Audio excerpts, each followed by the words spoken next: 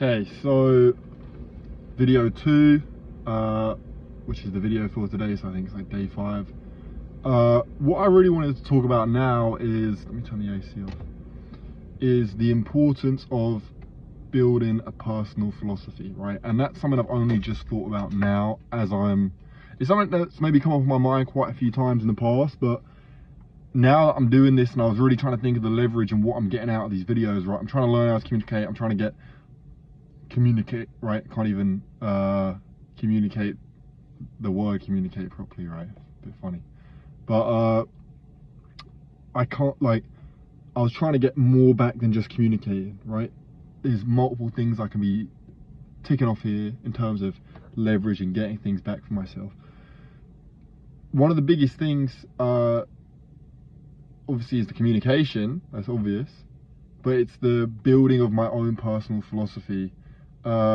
And the reason I actually had this idea was because I saw a comment on a YouTube video where someone's like, "Oh, if you want to just be more proactive about thinking the way you want to think, just make videos about it." And I was like, "Oh, that's great. I need to do that anyway for my business." I just personally done some videos talking about the way I think and the way I want to think that I'm not maybe always aligned to. It would help a lot. Through doing this, I'm building a personal philosophy. So what is that? And I just wanted to talk about what that is today and why a lot of these videos will be about how I want to think, how I choose to think about certain things coming in, and the way I think about life or myself or certain challenges or this or that. So the thing is, you all right? You good? Okay, so the whole point of personal philosophy, right? Let me get back to it. I forgot where I was at. Is that we have a personal philosophy anyway. We just don't realize it, right? It sounds all highfalutin, like that word even is quite highfalutin. I think it's just of, you know, greater importance or complexity than, you know, that it might be pretentious, right? I think that's what falutin means, or whatever. I'm not sure if I'm saying that right. But we have, say, an internal compass and lens and way of interpreting things that happen to us, feelings, emotions, events. Anyway, it's there unconsciously. We've built that through the way we were raised, events that happen, maybe our intelligence in certain areas, our understandings, blah, blah, blah, right? You're conditioned. You build movies and any type of input coming in, right? You've been conditioned, and that's all been an unconscious process. So when you react to things around you, it's unconscious anyway, right? You might know people, or you might, you know yourself and be like, I'm this type of person, I'm that type of person. Oh, I really don't like this. Oh, I really like that. When people do this to me, I get really annoyed. Oh, when people do that to me, I don't care much, right? Right? You just assume that because you're a dumbass, right? And I don't mean this in a mean way. I'm saying we all just assume we are who we are, and that's that, right? Everyone kind of does that. But then you have that kind of second birth, right? So again, a very grand way of putting it, which is, hang on a minute, I assume I'm, this person, but actually I have way more control, way more sovereignty over who I am than I initially thought. It's just that I'm surrounded by a world and people where, they're so stuck in their ways, and it's easier to be stuck in your ways than change a lot of the times because people are scared. And what I spoke about previously, people are scared of being by themselves and working things out, and we distract, and unconsciously walk down a path that we haven't chosen for ourselves, right? That's the whole idea of The Matrix, the movie, right?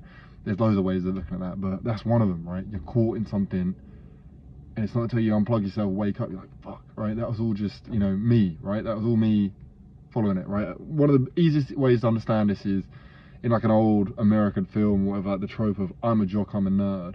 And it's just like, oh, you wear glasses, you're a nerd, right? You're a big jacked guy, you're a jock. It's not like the big jack guy can be intelligent and smart and a nice guy as well.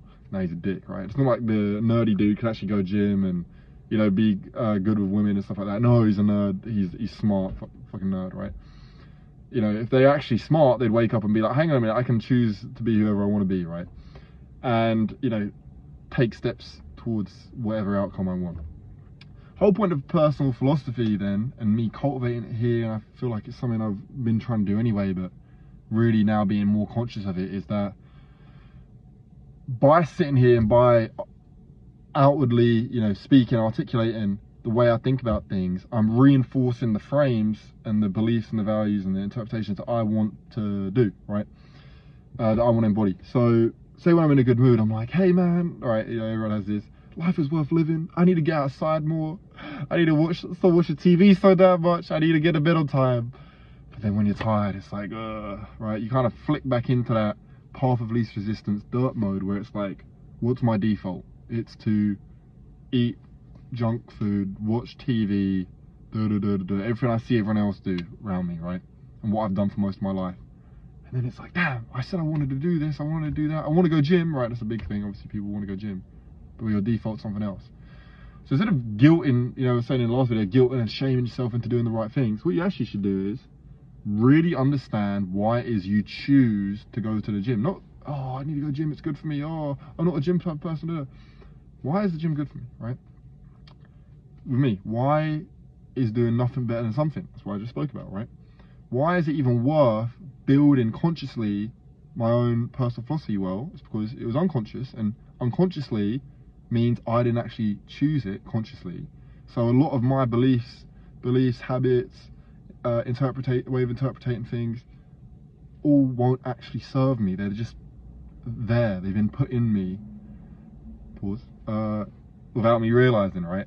And by me doing these videos, it's a way of me taking off this like pre-programming of being a derp and a dumbass and going, right, well, it's not that I'm a dumbass, right? I do things that are not in my best interest. Let me try understand why I do those things, and let me replace it with something better, more productive for me.